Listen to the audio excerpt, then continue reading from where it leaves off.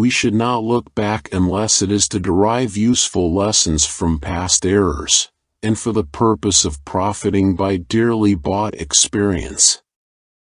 How far you go in life depends on your being tender with the young, compassionate with the aged, sympathetic with the striving, and tolerant of the weak and the strong.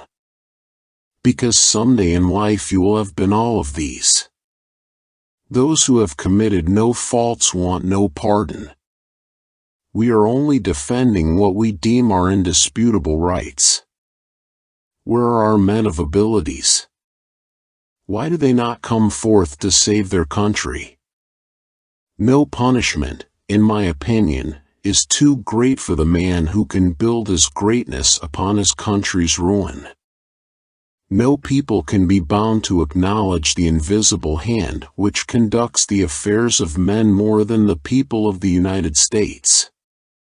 Every step by which they have advanced to the character of an independent nation seems to have been distinguished by some token of providential agency. The great mass of our citizens require only to understand matters rightly, to form right decisions.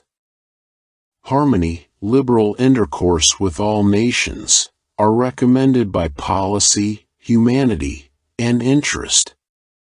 Citizens by birth or choice of a common country, that country has a right to concentrate your affections.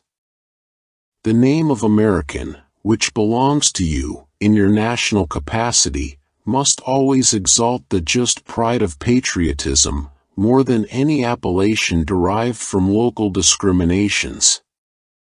Experience has taught us that men will not adopt and carry into execution measures best calculated for their own good, without the intervention of a coercive power. Every day, the increasing weight of years admonishes me more and more that the shade of retirement is as necessary to me as it will be welcome. Experience teaches us that it is much easier to prevent an enemy from posting themselves than it is to dislodge them after they have got possession. The turning points of lives are not the great moments. The real crises are often concealed in occurrences so trivial in appearance that they pass unobserved.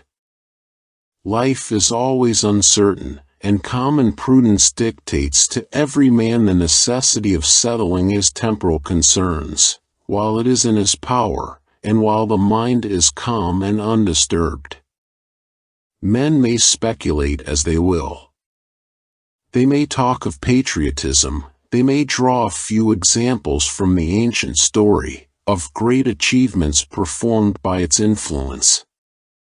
But whoever builds upon it, as a sufficient basis for conducting a long and bloody war will find themselves deceived in the end. We must take the passions of men as nature has given them and those principles as a guide, which are generally the rule of action. I do not mean to exclude altogether the idea of patriotism. I know it exists, and I know it has done much in the present contest. But I will venture to assert that a great and lasting war can never be supported on this principle alone. It must be aided by a prospect of interest or some reward. For a time, it may, of itself, push men to action, to bear much, to encounter difficulties, but it will not endure unassisted by interest. Please like and subscribe and click on bell icon for getting more videos. Thanks for watching. Please tell us about this video in comments.